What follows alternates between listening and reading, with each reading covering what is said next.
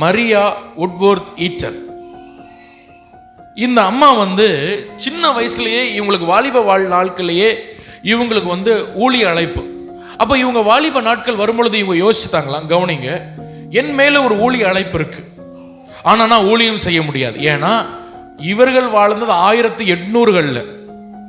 1800களில் பெண்கள் பிரசங்கம் பண்ணா யாரும் ஏற்றுக்கொள்ள மாட்டாங்க. பெண்கள் போய் மேல மைக்கு பிடிச்சி பிரசங்கம் பண்ணா அவ்வளவு பேருக்கு முகமும் சுழியும், ஒருத்தருக்கும் பிடிக்காது. இப்போ இந்த அம்மா மேல ஒரு ஊழிய அழைப்பு, ஆண்டவர்கள் ஊழியத்துக்கு அழைக்கிறார். அப்ப இவர்கள் ஒரு முடிவு பண்ணாங்க, எப்படி நான் பெண்ணா இருக்கிறதுனால என்னை ஊழியம் செய்ய விட மாட்டாங்க, நான் ஒரு நல்ல ஊழியக்காரனை நான் திருமணம் செய்ய வேண்டும். என் அழைப்பை, என் தரிசனத்தை புரிந்து கொள்கிற, என் அழைப்புக்கு ஒத்த, என் தரிசனத்துக்கு ஒத்த ஒரு மனுஷனை நான் திருமணம் செய்யணும். ஆனா ஒரு நாள் ஒரு ஆர்மியில வேலை செய்யற ஒரு பையன், ஒரு ஆளு இந்த அம்மா வீட்டு பக்கத்துல வந்திருந்தாராம். இந்த அம்மாவுக்கு பார்த்தோன்ன காதல். இந்த அம்மா ஊழியம், தரிசனம் எல்லாத்தையும் மறந்து அவரை திருமணம் செஞ்சாங்க. இவருக்கு ஊழியத்துல ஆனா அவனா தெரியாது. அதுக்கப்புறம் ஜோமனை விடுவார் நினைக்கிய, ஊழியத்துக்கு போற 2வது நாள் ஜோமனை விட மாட்டார். இந்த அம்மா பல வருஷம் தன்னுடைய ஊழியத்தை, தரிசனத்தை மறந்தாங்க. இது போக 6 பிள்ளைகள். இது போக எத்தனை பிள்ளைகள்? 6 பிள்ளைகள். ஒரு நாள் என்ன நடந்தது தெரியுமா? 5 பிள்ளைகள், இந்த அம்மாவுடைய 5 பிள்ளைகள், சரித்திரம், உண்மை சம்பவம், செத்து போனாங்க. எப்படி இருக்கும் யோசிச்சு பாருங்க. சின்ன வயசு, 5 பிள்ளைகளை செத்து. நான் தான் சொன்னேன், ஆண்டவர் அடிக்க மாட்டார். சில தவறுகளால நாமவே நம் கதவை பிசாசுக்கு திறந்து கொடுக்கிறோம். 5 பிள்ளைகள் செத்து போனாங்க. இளம் வயதுல 5 பிள்ளைகளை இழந்த அந்த அம்மாவுடைய இருதயம் எப்படி இருக்கும்? இந்த அம்மா எப்படியோ ஜோமணி இந்த அம்மா பலப்பட்டுட்டு, இவனுக்கு தான் ஜோமனை தெரியாத, அவன் உட்காந்து வாயாம அழுதுகிட்டே இருப்பானா, குடிச்சு பிள்ளை செத்து போச்சு.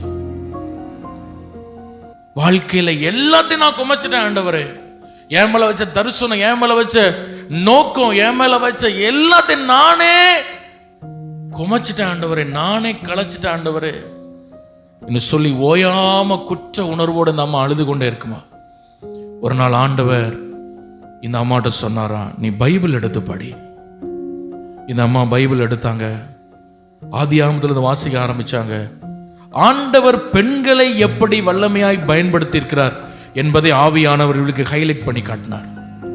சாராள் முதல் கடைசி பெண் வரைக்கும் எப்படி பெண்களை ஆண்டவர் வல்லமையா பயன்படுத்த. இந்த அம்மா எடுத்து நோட்ஸ் எடுத்தாங்க.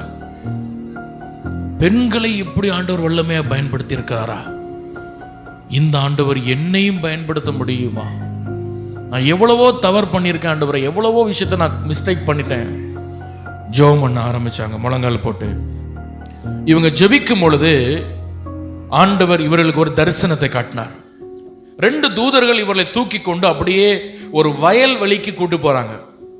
அந்த வயல்வெளி முழுவதுமாய், அந்த வயல் முழுவதும் தங்கமா இருக்குது.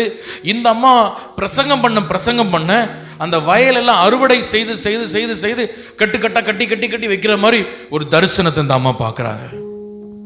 அன்னைக்கு ஆண்டவர்கிட்ட அழுது ஒப்பு கொடுத்தாங்க, ஏசப்பா, நான் ஒரு உடைந்த பாத்திரமாய், ஒரு உருக்குலைந்த பாத்திரமாய் உம்மிடத்துல வந்திருக்கிறேன். நான் என்ன அர்ப்பணிக்கிறேன், உடைஞ்சு போய் வந்திருக்கிறேன்.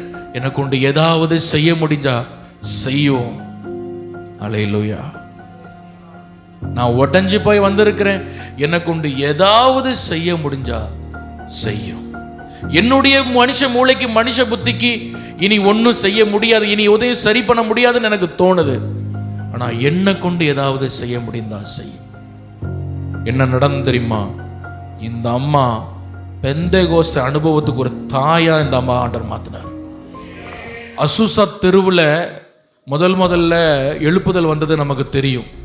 அதுக்கு முன்னாடியே இந்த அம்மா பெந்தேகோஸ்தே அனுபவத்தோடு ஊழியம் பண்ண ஆரம்பிச்சிட்டாங்க. தெரியுமா உங்களுக்கு?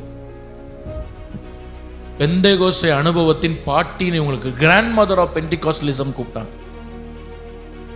ஒரு மூத்த தாய். இந்த அம்மா எழும்பி பிரசங்கம் பண்ணா கேட்கிறவங்களாம் உட்காந்து அழுவாங்க. ஹல்லேலூயா. அப்படி ஒரு உயிர்த்தெழுந்த வல்லம் இந்த அம்மாக்குள்ள. அவங்க வாழ்க்கையில் உள்ள வேதனை வல்லமையாய் மாறினது. நல்ல கைகளை தட்டி ஆண்டவரை மகிமைப்படுத்துங்க. அவங்க வாழ்க்கையில் உள்ள வேதனை வல்லமையாய் மாறினது. வாழ்க்கையில் உள்ள வேதனை வல்லமையாய் மாறணும்னா உங்க மேல ஒரு உயிர் தெழுந்த வல்லமை